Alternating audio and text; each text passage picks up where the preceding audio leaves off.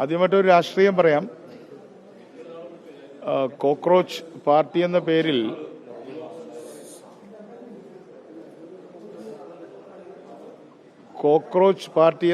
Cockroach Janata party എന്ന പേരിൽ യുവാക്കൾ തുടങ്ങിവെച്ച സമരം കോൺഗ്രസും രാഹുൽ ഗാന്ധിയും പ്രിയങ്ക ഗാന്ധിയും മറ്റെല്ലാ രാഷ്ട്രീയ കക്ഷികളും, മതേതര രാഷ്ട്രീയ കക്ഷികളും ഇടതുപക്ഷ കക്ഷികളും എല്ലാം ഏറ്റെടുത്ത് ഒരു വമ്പിച്ച വിജയമായി വിദ്യാഭ്യാസ മന്ത്രി രാജിവെച്ചതോടുകൂടി കഴിഞ്ഞ 10 വർഷത്തിലധികമായി ഇന്ത്യയിൽ നിലനിന്നിരുന്ന BJPയുടെ സമഗ്രാധിപത്യം ഇന്ന് പുറകോട്ട് പോകാൻ തുടങ്ങിയിരിക്കുകയാണ്. BJPയുടെ കൗണ്ട് ഡൗൺ ആരംഭിച്ചിരിക്കുന്നു എന്നതാണ് ഈ സമരത്തിൻ്റെ വിജയത്തിലൂടെ നമുക്ക് മനസ്സിലാക്കാൻ സാധിക്കുന്നത്. മറുഭാഗത്ത് അയോധ്യയിലെ വമ്പിച്ച ആരോപണങ്ങൾ, അതുമായി ബന്ധപ്പെട്ട ആളുകൾ ഇന്ന് നേരിടുകയാണ്. അയോധ്യയിലെ ക്ഷേത്രം തുടങ്ങുന്ന സമയത്ത് നമ്മുടെ നാട്ടിലെ എല്ലാവരും പറഞ്ഞതാണ്, അത് തുടങ്ങണോ വേണ്ടയോ എന്നുള്ളതല്ല, അത് തുടങ്ങുമ്പോൾ ഒരു പ്രധാനമന്ത്രി തന്നെ അതിൻ്റെ പൂജകൾ നടത്തുന്നതിൽ ചില പന്തികേടുണ്ട് എന്നുള്ള കാര്യം. പക്ഷേ ഇന്നിപ്പോൾ അയോധ്യയിൽ വലിയ തട്ടിപ്പ് വന്ന സമയത്ത് അദ്ദേഹം നിശബ്ദനാണ്. അദ്ദേഹം ഒരു പൂജാരിയെപ്പോലെ അവിടെ പ്രധാനമന്ത്രി പദം എല്ലാം മാറ്റിവെച്ചുകൊണ്ട് എന്ന പോലെ അദ്ദേഹം ആ പ്രവർത്തനത്തിൽ ഏർപ്പെട്ടിട്ടുണ്ടെങ്കിൽ അവിടെ നടന്നിട്ടുള്ള വമ്പിച്ച തട്ടിപ്പിനും മറുപടി പറയാൻ പ്രധാനമന്ത്രി വ്യക്തിപരമായി തന്നെ ബാധ്യസ്ഥനാണ് എന്നുകൂടി പറയാൻ ഞാൻ ആഗ്രഹിക്കുക. KSRTC ഉത്സവ സീസണിൽ ബസ്സുകൾ വാടകയ്ക്കെടുത്ത് സർവീസ് നടത്താനുള്ള ഒരു നീക്കം നടത്തുന്നു. അതിന്റെ ടെൻഡർ നടപടികളൊക്കെ ആരംഭിച്ചെന്ന വാർത്തകൾ പുറത്തു വരുന്നത്. നേരത്തെ പിണറായി സർക്കാർ ഉപേക്ഷിച്ച ഒരു പദ്ധതി എന്ന രീതിയിലാണ് അത് ചർച്ചയായിരുന്നത്. എന്തുകൊണ്ടാണ് അങ്ങനെ ഒരു തീരുമാനത്തിലേക്ക് പോയത്? എന്താണ് അതിന്റെ പ്രായോഗിക വശം? അതിന്റെ പ്രായോഗിക പ്രശ്നം 10 വർഷമായിട്ട് ബസ് വാങ്ങിയിട്ടില്ല എന്നുള്ളതാണ്. വാങ്ങിയ ബസ്സുകളെല്ലാം പഴുതായി. അപ്പോൾ കേരളത്തിന് പുറത്തുനിന്ന് ഒരുപാട് ആളുകൾ 3 ഇരട്ടിയെല്ലാം ചാർജ് കൊടുത്ത് കേരളത്തിലേക്ക് വരേണ്ട സ്ഥിതിയാണ് ഓണക്കാലത്ത്. അപ്പോൾ അതിൻ്റെ അടിസ്ഥാനത്തിൽ വളരെ നല്ല ബസ്സുകൾ, കഴിയുന്നതും എയർ കണ്ടീഷൻ ബസ്സുകൾ എടുത്ത് ഇന്ന് സ്വകാര്യ മേഖലയിൽ ആളുകൾക്ക് വളരെ ബുദ്ധിമുട്ട് വരുന്നുണ്ട്. 3000 രൂപ 4000 രൂപയൊക്കെയാണ് 1500 രൂപ ടിക്കറ്റിന് വാങ്ങിക്കുന്നത്. അപ്പോൾ ആ സാഹചര്യത്തിൽ നമ്മൾ കുറച്ച് ബസ്സുകൾ നോക്കി. പക്ഷെ യാഥാർത്ഥ്യം എന്താന്ന് പറഞ്ഞാൽ ബസ് കിട്ടുന്നില്ല എന്നുള്ളതാണ്. ബസ് എടുക്കുന്നു എന്നുള്ളതല്ല. അതുകൊണ്ട് ബസ്സുകൾ തരാൻ തയ്യാറുള്ള ആളുകളോട് ഞാൻ ഈ മാധ്യമത്തിൽ കൂടെ തന്നെ അഭ്യർത്ഥിക്കുകയാണ്, നല്ല കണ്ടീഷനുള്ള ബസ്സുകൾ ഈ ഓണക്കാലം തരികയാണെങ്കിൽ ഞങ്ങൾ അതാത് ദിവസത്തെ കളക്ഷൻ തന്നെ കൊടുക്കാൻ തയ്യാറാണ്. അത്രയും വിശ്വാസം KSRTCയെക്കുറിച്ച് ആളുകൾക്കില്ലാത്തൊരു പ്രശ്നമുണ്ട്. അതിൽ പേടിക്കേണ്ട ആവശ്യമില്ല. KSRTC ഇപ്പോൾ കറണ്ടായിട്ട് ഫിനാൻഷ്യലി സ്റ്റേബിലൈസ്ഡ് ആണ്. അതുപോലെ തന്നെ ശബരിമലയുടെ കാര്യത്തിലും സാധാരണ 100 കണക്കിന് ബസ് KSRTC വാങ്ങിയിട്ട് അത് ഇടുകയാണ് ചെയ്യാറ്. അപ്പോൾ ശബരിമല ഭക്തന്മാരുടെ കാര്യത്തിലും നമ്മൾ ഇത്തരത്തിലുള്ള ഒരു കരാറിന് തയ്യാറാണ്. അല്ലെങ്കിൽ നമുക്ക് അവരുടെ തീർത്ഥാടകരുടെ ആ വലിയ തിരക്കിനോട് നീതി പുലർത്താൻ കഴിയില്ല എന്നുള്ളൊരു പ്രശ്നമുണ്ട്. അപ്പോൾ അതൊരു ഓപ്പണായിട്ട് നമ്മൾ ടെൻഡർ വിളിച്ചിട്ടുണ്ട്. നമുക്ക് ഇതിന്റെ പ്രശ്നം ബസ്സുകൾ ഇല്ലാത്തതാണോ അതോ ഉള്ള ബസ്സുകളുടെ തകരാറ് പരിഹരിക്കാത്തതാണോ? എന്താണ് ഇതിന്റെ ഒരു പ്രശ്നമായിട്ട്? ഏത് ബസ്സും കുറച്ച് കഴിയുമ്പോൾ കേടുവരുമല്ലോ. അങ്ങനെ അതാണ് ഇത് സ്വകാര്യവൽക്കരണത്തിനുള്ള നീക്കത്തിന്റെ ഒരു പ്രാരംഭഘട്ടമാണ് എന്ന വിമർശനം കൂടി വരുന്നുണ്ട്. അങ്ങനെയുള്ളവർക്ക് അങ്ങനെയും പറയാം. സ്വകാര്യവൽക്കരണ നീക്കത്തിന്റെ അല്ല, അങ്ങനെ പറയുന്നവരോട് ഞാൻ തടസ്സമല്ല എന്ന് പറയാം.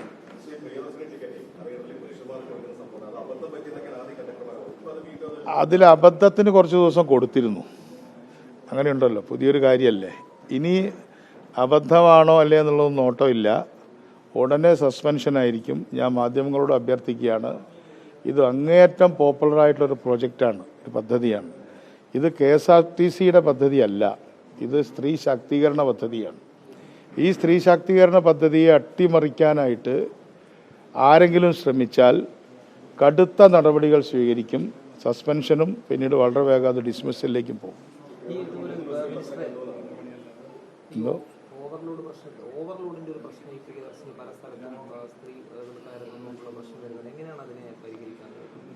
ആളുകൾ ആദ്യഘട്ടത്തിൽ വളരെ തരത്തിൽ കയറുന്നുണ്ട്. അതൊരു യാഥാർത്ഥ്യമാണ്. അവരോട് നിങ്ങളെ കയറ്റില്ല എന്ന് പറയാനുള്ള ഒരു സാമൂഹ്യ അന്തരീക്ഷം നമ്മുടെ നാട്ടിലില്ലല്ലോ.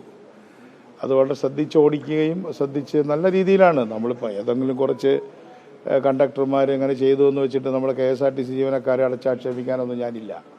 കാരണം അവരേതാണ്ട് 80% സ്ത്രീ യാത്രക്കാരധികമാണ്. അപ്പോൾ അവരോടൊക്കെ വളരെ മാന്യമായ തരത്തിലും നല്ല രീതിയിലും അവർ കൈകാര്യം ചെയ്യുന്നതുകൊണ്ടാണല്ലോ ഈ പരിപാടി വിജയിച്ചുകൊണ്ട് പോകുന്നത്. അതുകൊണ്ട് ഇതുമായി സഹകരിക്കുന്ന 99% അല്ലെങ്കിൽ അതിലധികം വരുന്ന ജീവനക്കാരോടും എനിക്ക് അവരോട് വളരെ സ്നേഹമാണുള്ളത്, നന്ദിയാണുള്ളത്. പക്ഷേ ചെറിയൊരു ശതമാനം മാത്രമാണ് ഈ പ്രശ്നത്തിൽ ഇടപെടുന്നത്. അവരോട് കടുത്ത നടപടി സ്വീകരിക്കും. ഇപ്പോൾ ഓവർലോഡ് എന്നുള്ളത് കർശനമായിട്ട് പറയുകയാണെങ്കിൽ അതിലൊരു ശ്രദ്ധ വേണ്ടാന്നല്ല, അത് നമ്മളിപ്പോൾ ഏറ്റവും പ്രധാനമായ കാര്യം ആളുകളെ കൊണ്ടുപോകുക എന്നുള്ളതാണ്. ഡ്രൈവിംഗ് ലൈസൻസുമായി ബന്ധപ്പെട്ടുകൊണ്ട് ഈ ലേണേഴ്സ് പരീക്ഷയ്ക്ക് ഉൾപ്പെടെ 3 മുതൽ 4 മാസം വരെ കാത്തിരിക്കാൻ അതൊരു പ്രധാനപ്പെട്ട പ്രശ്നമാണ്, ഈ ഡ്രൈവിംഗ് ലൈസൻസിൻ്റെ വൈകൽ. അതിലിപ്പോൾ നടന്നുകൊണ്ടിരിക്കുന്ന കാര്യം നിങ്ങളോട് പറയാം.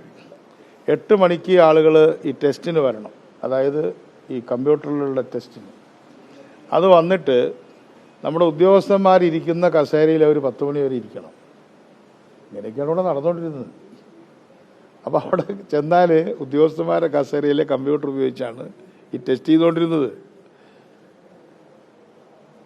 ഇത്രയും മോശമായൊരു സംവിധാനമുണ്ടോ? അപ്പോൾ അത് മാറ്റുന്നതിനെക്കുറിച്ച് ആലോചിക്കുകയാണ്. ഇപ്പോൾ റെക്കഗ്നൈസ്ഡ് ആയിട്ടുള്ള പരീക്ഷാ കേന്ദ്രങ്ങളുണ്ട്. ഈ കമ്പ്യൂട്ടർ ഓൺലൈൻ പരീക്ഷകൾ നടത്തുന്ന നിരവധി കേന്ദ്രങ്ങളുണ്ടെന്ന് എന്നെക്കാൾ കൂടുതൽ നിങ്ങൾക്കറിയാം. അപ്പോൾ അത്തരം കേന്ദ്രങ്ങളിലേക്ക് കുട്ടികളെ വെച്ചുകൊണ്ട് ഓൺലൈൻ പരീക്ഷ കഴിഞ്ഞിട്ടല്ലേ ഇതിൽ പോകാൻ പറ്റുള്ളൂ. അതാണല്ലോ തടസ്സം. അതാണ് ഒന്നാമത്തെ കാര്യം. അതിൻ്റെ വർക്ക് ചെയ്തുകൊണ്ടിരിക്കുക. രണ്ടാമത്തത് ഈ വാഹൻ സാരഥി സൈറ്റ്, അതിൻ്റെ പോർട്ടൽ തന്നെ ഇന്ത്യക്കൊരു പോർട്ടലേ ഉള്ളൂ.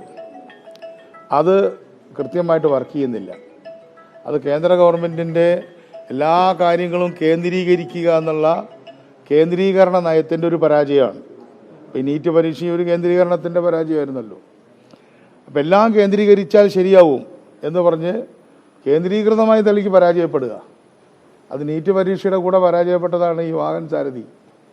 അത് ഉത്തരാഖണ്ഡ് മുതൽ അല്ലെങ്കിൽ കാശ്മീർ മുതൽ കന്യാകുമാരി വരെ ഇത് ബുദ്ധിമുട്ടിലാണ്. അപ്പോൾ അത് ഒരു പ്രശ്നം. അത് ഞാൻ ബഹുമാന്യായ നമ്മുടെ ഉപരിതല ഗതാഗത വകുപ്പ് മന്ത്രി നിതിൻ ഗഡ്കരിജിയുമായി കണ്ടു. അദ്ദേഹം വളരെ വളരെ പോസിറ്റീവായിട്ടാണ് നമ്മൾ ചെന്ന സമയത്ത് ഒരു യോഗം തന്നെ വിളിച്ചു കൂട്ടി അത് പരിഹരിക്കാൻ ശ്രമിച്ചെങ്കിലും നടന്നിട്ടില്ല. രണ്ടാമത്തത് നമ്മുടെ കമ്പ്യൂട്ടറുകൾ വളരെ പഴഞ്ചനാണ്. അതിൻ്റെ ഒരു പ്രശ്നമുണ്ട്. ഈ മരത്തിൻ്റെ കുഴപ്പമുണ്ട്, പണിക്കാരൻ്റെ കുഴപ്പമുണ്ടെന്ന് പറഞ്ഞ പോലെയാണ്. അതേപോലെ തന്നെ നമ്മുടെ കണക്ഷൻ കേസ് 1 മാത്രമാണ് പല സ്ഥലത്തും. കേസ് 1 വളരെ വീക്കാണ്. അപ്പോൾ നമ്മൾ അതാത് സ്ഥലത്ത് പ്രയോജനമുള്ള കണക്ഷൻ എടുക്കാൻ പറഞ്ഞിരിക്കുകയാണ്. എല്ലാവരോടും എയർടെൽ, എല്ലാവരോടും BSNL അങ്ങനെയല്ല. ആ സ്ഥാപനം, അതായത് നമ്മുടെ ജോയിൻ്റ് RTO ഓഫീസ് നിൽക്കുന്ന ആ സ്ഥലത്ത് ഏറ്റവും ഫലപ്രദമായി കിട്ടുന്ന ലൈൻ കണക്ഷൻ അത് വയർ ചെയ്യാൻ പറഞ്ഞിരിക്കുകയാണ്. അത് വയർ ചെയ്ത് കണക്ഷൻ നന്നാക്കണം, മിഷൻ നന്നാക്കണം, നമ്മുടെ കമ്പ്യൂട്ടർ നന്നാക്കണം, അവർ പോർട്ടൽ നന്നാക്കണം. ഇത് 3 കൂടെ വന്നു കഴിഞ്ഞാൽ ഏതാണ്ട് കുറച്ച് മാസം കൊണ്ട് അത് ഭംഗിയാവും. അല്ല, സൂക്ഷ്മമായിട്ട് അതിൽ ഇടപെടുന്നുണ്ട്. ഒരു വിഷയം, ഈ RTO ഓഫീസുകളെ ഈ ഉച്ചയ്ക്ക് ശേഷം പൂട്ടിയിടുന്നു എന്നുള്ളൊരു അതെ. അതിനു വേണ്ടി ഇപ്പോൾ ഒരു കാര്യം ചെയ്തിട്ടുണ്ട്. അതായത് അവർക്ക് ഉച്ചവരെ വന്നിട്ടുള്ള കാര്യങ്ങൾ പ്രോസസ്സ് ചെയ്യാൻ സമയം വേണം. അല്ല, എപ്പോഴും ആളുകൾ വന്നുകൊണ്ടിരുന്ന അവർക്ക് ബുദ്ധിമുട്ടാണ്. അതിൻ്റെ അടിസ്ഥാനത്തിലാണ് ഉച്ചയ്ക്ക് വരെ എന്നുള്ളത് വെച്ചത്. ഇപ്പോൾ അവരുമായിട്ടുള്ള സംസാരത്തിന് ശേഷം 4 to 5 കൂടെ തുറക്കാൻ പറഞ്ഞിട്ടുണ്ട്. അകലെ നിന്നൊക്കെ വരുന്ന ആൾക്കാർ എന്തെങ്കിലും കാരണം കൊണ്ട് വൈകിയാൽ അതെല്ലാവരും സഹകരിക്കണം. പിന്നെ എപ്പോഴും വന്ന് ഈ ജീവനക്കാരുടെ മേശയ്ക്ക് ചുറ്റും വന്നിങ്ങനെ പെസ്റ്റർ ചെയ്യരുത്. അത് അനുവദിക്കില്ല. 1 മണി വരെ അവരുടെ ജോലി ചെയ്യും. അത് കഴിഞ്ഞ് ഒരു ചെറിയ ബ്രേക്ക് ഉണ്ടല്ലോ, അത് കഴിഞ്ഞ് അവർക്ക് ആ സമയം വേണം. ഇതൊരു ഗൗരവമുള്ള കാര്യമാണ്. അത് കഴിഞ്ഞ് ആർക്കെങ്കിലും വരാൻ ലേറ്റായവരുണ്ടെങ്കിൽ അവർ വെയിറ്റ് ചെയ്യുക. 4 to 5 ആരെങ്കിലും ഉണ്ടെങ്കിൽ അവരെ കാണാം. ഓക്കെ. അതെ. ഇത് അങ്ങനെ ഒരു യോജിച്ച ഒരു രീതിയിലേക്കാണോ പോകുന്നത്? ഒരു പുതിയ ഇടതുപക്ഷ ഐക്യനിര രൂപപ്പെടുന്നുണ്ട്. അതിന് CMP നേതൃത്വം കൊടുക്കും. അത് ഉടനെ തന്നെ അവരെല്ലാം CMPയിൽ ചേരുന്നു ഞാൻ പറയുന്നില്ല. പക്ഷെ CMP ഉയർത്തിയ മൗലികമായ പ്രശ്നം കമ്മ്യൂണിസ്റ്റ് പാർട്ടിയിലെ ഉൾപാർട്ടി ജനാധിപത്യമാണ്. അതാണ് CMPയുടെ രൂപീകരണ ഹേതു. അപ്പം അതുകൊണ്ട് അതിന്ന് 40 വർഷം, നാളേക്ക് 40 വർഷമാണ്. ഇപ്പോൾ 41ാം ജന്മദിന വാർഷിക സമ്മേളനത്തിൻ്റെ തുടക്കമാണല്ലോ കണ്ണൂർ. നാളെ തൃശ്ശൂർ അതേ ടൗൺ ഹാളിൽ തന്നെയാണ് നടക്കുന്നത്. തൃശ്ശൂർ ടൗൺ ഹാളിൽ അവിടെ വെച്ചാണ് പാർട്ടി പ്രഖ്യാപിക്കപ്പെട്ടത്. അപ്പോൾ ഈ 40 വർഷത്തിനിടയ്ക്ക് കമ്മ്യൂണിസ്റ്റ് പ്രസ്ഥാനം മുന്നോട്ട് പോകണമെങ്കിൽ ഉൾപാർട്ടി ജനാധിപത്യം ഒരു രാഷ്ട്രീയ പ്രശ്നമാണ്. അതിൽ തന്നെ ഒരു രാഷ്ട്രീയമാണ്. ആ രാഷ്ട്രീയം ഉയർത്തിക്കൊണ്ടാണ് CMP വന്നത്. ഇന്ന് ഇപ്പോൾ അത് ഏറ്റെടുക്കാൻ നിരവധി ആൾക്കാർ വന്നിരിക്കുന്നു. അങ്ങനെ ഏറ്റെടുക്കാൻ പറ്റാതിരുന്ന സ്ഥലങ്ങളിൽ മൊത്തത്തിൽ പാർട്ടി ഇല്ലാതായി. ഇന്നിപ്പോൾ മനസ്സിലാക്കേണ്ടത് ബംഗാളിലും ത്രിപുരയിലും ഭരിക്കുന്നത് BJP-യാണ്. അതാരും വലിയ ഉറക്കം പറയാത്തതുകൊണ്ട് ആരും അത് ശ്രദ്ധിക്കുന്നില്ല എന്ന് മാത്രമേ ഉള്ളൂ. ഇതേ വിഷയത്തിൽ ഈ പയ്യന്നൂരിലെ ഫണ്ടുമായി ബന്ധപ്പെട്ട വിഷയത്തിൽ നേരത്തെ CPM ആ കണക്കുമായി ബന്ധപ്പെട്ട് അത് പുറത്തു വിടേണ്ട എന്നൊക്കെ ഒരു നിലപാടുണ്ട്. പക്ഷേ കഴിഞ്ഞ ദിവസം തോമസ് ഐസക് പറയുന്നത് കണക്ക് പുറത്തുവിടുന്നതിൽ പ്രശ്നമില്ല എന്ന് അദ്ദേഹം ഒരു നിലപാട് തീരുന്നുണ്ട്. അപ്പോൾ ഇത് ഈ സാഹചര്യം മാറുന്നതിനനുസരിച്ച് CPM ഒരു തിരുത്തലിലേക്ക് പോകുന്നുണ്ടെന്ന് കരുതുന്നു. എനിക്കറിയില്ല, തോമസ് ഐസക് അങ്ങനെയൊക്കെ പറഞ്ഞോ? നല്ലത്. അതൊരു രാഷ്ട്രീയമാണ്, അല്ലാതെ ഒരു വ്യക്തിപരമായ പ്രശ്നമല്ല. അത് കേന്ദ്രീകൃത ജനാധിപത്യത്തിൻ്റെ ആ മൂശയിൽ വാർത്തിരിക്കുകയാണ്. അതങ്ങനെ പോകാൻ പറ്റുള്ളൂ.